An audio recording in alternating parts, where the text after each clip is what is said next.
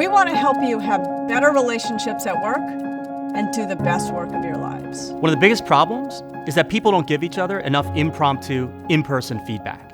Praise can feel patronizing, and criticism can feel downright mean.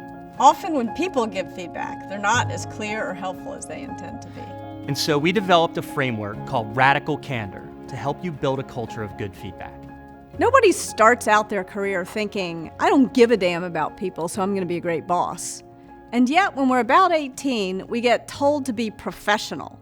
And too often, this gets translated as leave your humanity, the very best part of yourself, at home. When you're 18 months old, just about the time you're learning to talk, your parents teach you, if you don't have anything nice to say, don't say anything at all. But now, as a manager, it's your job to say it. Radical candor is just caring personally and challenging directly. And yet it's really hard. In order to do it well, you have to undo training that's been instilled in you since you were 18 years old and 18 months old. We've made it easier for you to give radically candid feedback by being really clear about what happens when you don't. And everyone's got stories like that. And I just didn't like the guy. And so finally, he was in the middle of another disquisition about how much we should give up. And I banged the table and I said, dude, shut up. You just talk too frickin' much. So the effect was the CEO who I was mentoring couldn't look me in the eye. I'd potentially torpedoed his company. The person we were negotiating with was deeply offended and left the room. The meeting blew up. At the request of our bosses, Peter and I get into a room and we start to apologize. I go first. I apologize and I don't mean it. Worse, Peter knows I don't mean it. And just to keep it nice and ridiculous, I know Peter knows that I don't mean it. And so there we are, insincerely apologizing and insincerely accepting these insincere apologies. What the hell is the matter with us? But then this interesting thing starts happening. She would come to me all the time saying, oh, I'm so frustrated about our boss. He wants this and that, and I don't think it's the right direction. I disagree with him totally.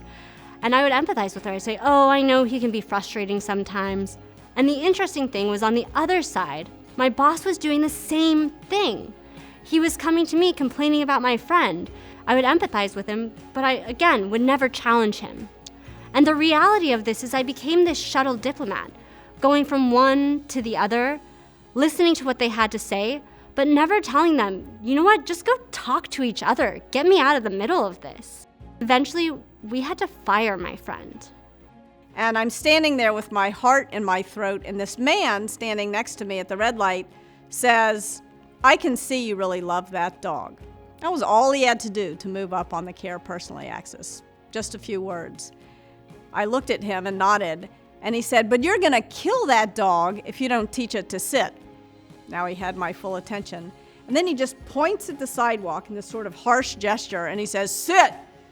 Belvedere sat. I didn't even know she knew how to do that. I sort of looked at the man in amazement, and he says, it's not mean, it's clear.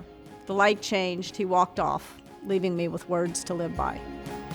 Radical candor really means say what you think. Just say what you think. Say what you think.